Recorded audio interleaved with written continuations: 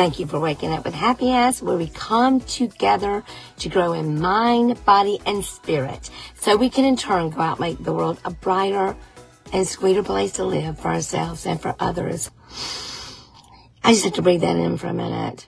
That always makes me feel so happy when I say it, because it's my intention to do that. I decided that in about 12-ish, 10-ish, something like that. I don't remember, but it was really young. And I remember when it happened. I remember why it happened. And it's something that's just stayed with me my whole life. And so that's what I'm doing with the Happy Ass Life. So, I'm doing it different now. I pre-tape them and I put them out there once a week, usually on Mondays. Today, we will not have a pre-taped one. We'll have another one next week. So today, I'm just coming to you live with just some thoughts that I have today and something I want to talk to you about, something that's plagued me my whole life. I've gotten better, but I'm not there yet. And I have a funny feeling a lot of you have this same problem or the same challenge, and it's going to rear its ugly head at Christmas time, because you're going to be around people that you're not usually around. You're going to be with family sometimes that you really don't even see during the year, and you're wondering why you do all this stuff you do. So I want to just give you something that might help you today. And I'm just going to be very raw and honest with you. Okay, so Mel Robbins has written a new book that I cannot wait to read. I've heard about it. I've heard her talk about it. She just talked about it on the School of Greatness with Lewis House, which you need to go listen to. It's fabulous. And the name of the book is Let Them. Let Them. And it's something that I have been studying since I was really young, about codependency, about, I learned a lot of it through the 12-step program. We have so many people in our lives that we want to change. We want to change them because we know their lives will be so much better if they change, if they stop drinking, if they stop drugging, if they started being honest, if they took care of themselves, if they lost weight so they could not have to ride a scooter in Walmart. I mean, we just see these people we want to change, but guess what? People can change. They absolutely can. I have changed in so many ways, but guess what? No one is going to change until they are ready to change. So what Mel Robbins has done, we have sayings in 12-step programs like let go and let God, let them be, let it begin with me, stuff like that. But she's got a new theory. It's called let them. Let them.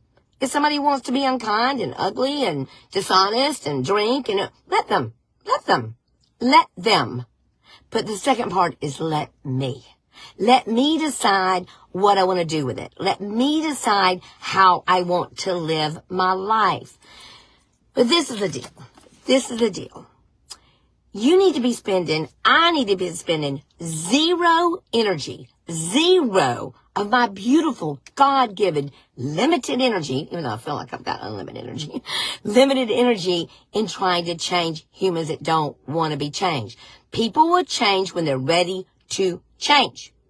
Period. Amen. I have been dealing with addiction in my family my whole life. I told you the story, I think I've told you the story that when I was a little girl, I was about, I want to say I was about to be 12. I don't remember now. I was 12-ish, something like that, 12-ish, 13-ish. And, I had done with my dad's drinking. I was done with it. I was done. I couldn't handle the not knowing. I couldn't handle the pain of never feeling secure in my own home. It made me sad that the person that I loved was not himself. He was somebody else when he drank. Now, let me go ahead and tell you this so you don't think I was a victim of abuse. My father was never mean. He was never unkind. He was unkind to himself and then in essence unkind to us because of living the life of being an alcoholic. But he wasn't mean. He didn't yell. He didn't scream. He didn't hit me. He didn't do any of those things. So I packed his bags and I said, Daddy, you got to go. You got to go. I can't live like this anymore. I don't think I even told my mother. I remember going in his drawers and taking his stuff out of his drawers and throwing it in a suitcase. And when he got home from work that day, His stuff was packed, and I said, I want you out of our home. We cannot live like this anymore. Now, as a little girl, I thought, he did quit drinking for about 18 years. I thought that I'd done it. I thought that thing that I'd done made him stop drinking. No, what I had done was set a boundary for myself. Whether he stopped drinking or not was not up to me. It was up to him. He did quit drinking for about 18 years. He went to AA. He was a speaker in the circuits. He was diligent in sponsoring people. He was diligent in getting up in the middle of the night and pulling his pants on over his pajamas and going to help an alcoholic in the middle of the night. But guess what? 18 years later, he forgot who he was. He forgot who he was. He forgot he was an alcoholic, that by the grace of God, one day at a time, through the Spirit and the power of recovery and giving it to God one day at a time, he was an alcoholic. And he died a gruesome, horrible, horrendous, disgusting alcoholic death. It was horrible. It was horrible. But guess what? I couldn't stop it. I couldn't pack his bags and make him quit drinking. My boys suffered from addiction. Lost my daughter-in-law to addiction. I know this doesn't seem like a very happy topic for Christmas, but it's a reality of what so many people face this time of year.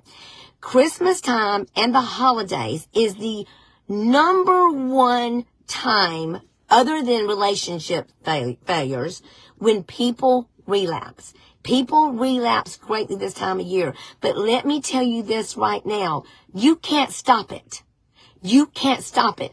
All you can do is take care of you. If they want to drink, if they want to drug, if they want to do dishonest things, let them. But let me choose how I want to live.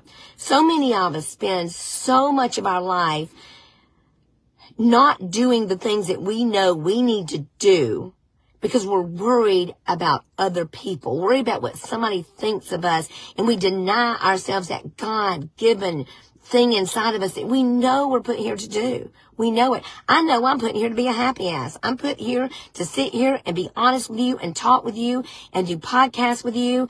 And, I know I changed it around and I'm not doing them daily.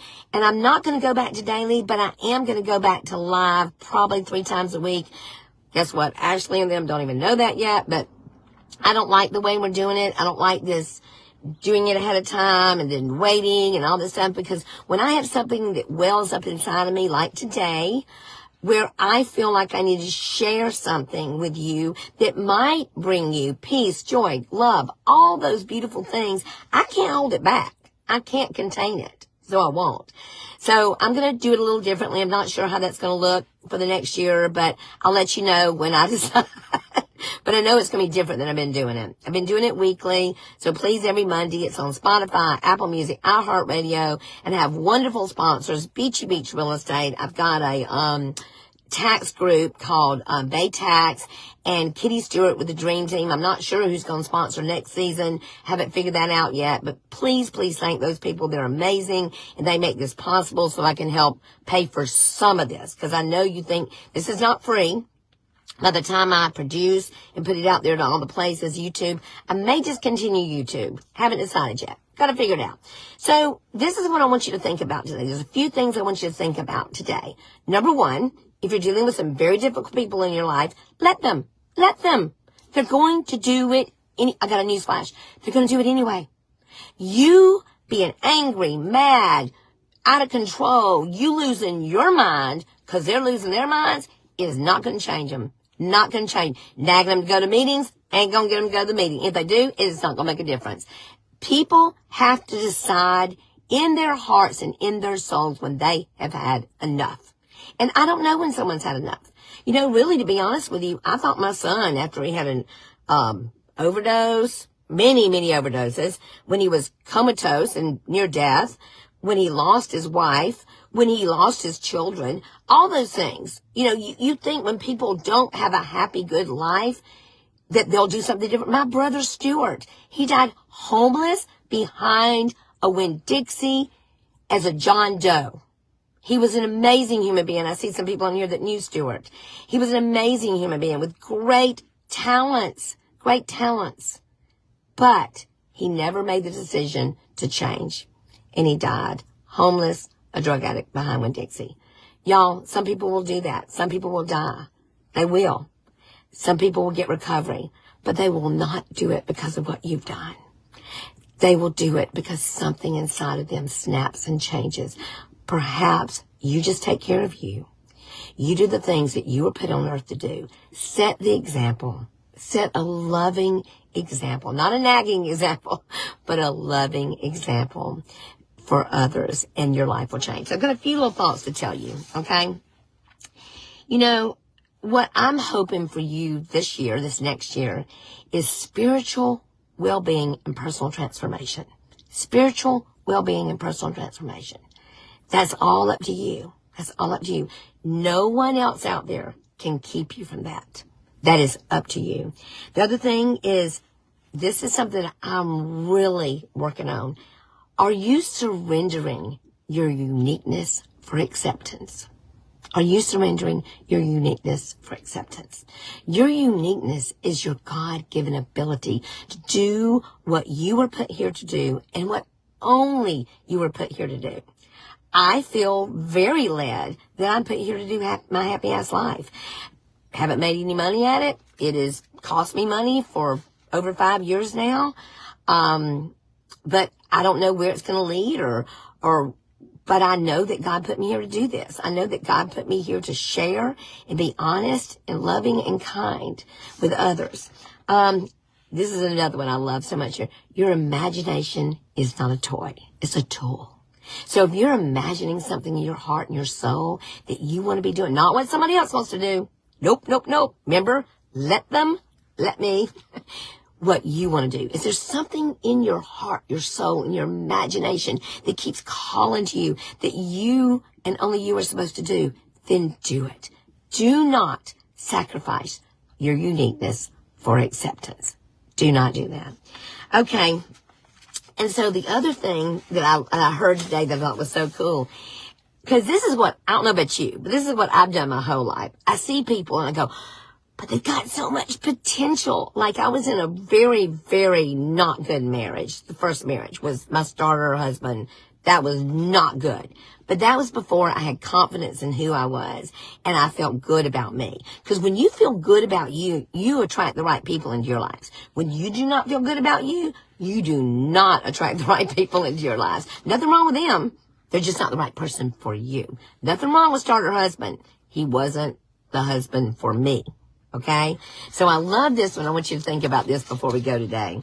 It says, many of us are married to the fantasy, but chasing the potential. We're married to the fantasy, but we're chasing the potential. You know, and y'all, guess what? The only potential we can chase is our own. We can set examples for others. We can love others. We can pray for others. We can be kind to others. We can be accepting in who they are. Let them, let me be the person that God intended me to be. And let them be who they are going to be. Because it's going to happen anyway. So there you go. So I don't have an affirmation for you today. I did write my affirmations. I am speaking at something in Destin. I'll tell you more about that later. On the 16th, if you want to come. I don't remember where I'm speaking. I'll find out though. On January 16th, I'm going to be speaking about how to have your best ever mindset. Have your best ever year because of your mindset. Because that's really the only thing we can change is our own mindset. And then, what else am I doing? Oh, yes. At Beachy Beach, we are having our vision board that we have every year. So please come be a part of that if you want. Just let me know so I'll know to have tools and supplies for you. So that is going to be at, I think it starts at 10. I'm not sure. I will also put that on Happy House. So on Happy House, I'll tell you where I'm speaking on the 16th. And I will also tell you I'll tell you what time the vision board thing is. Okay? So I hope any of this made any sense whatsoever. What is that? This is the fun part about being live, y'all. But I love it. I love life when it just flows and is honest and it's sincere and it's who you are. But hopefully in our honesty and our sincereness, we'll be kind and loving and gracious and sweet to all God's kids. This is the thing today. There's a lot of people out there that are hurting. They've lost loved ones. They've got family members that are addicted. They don't know what's going to happen in their home. My home is never sure around Christmas time.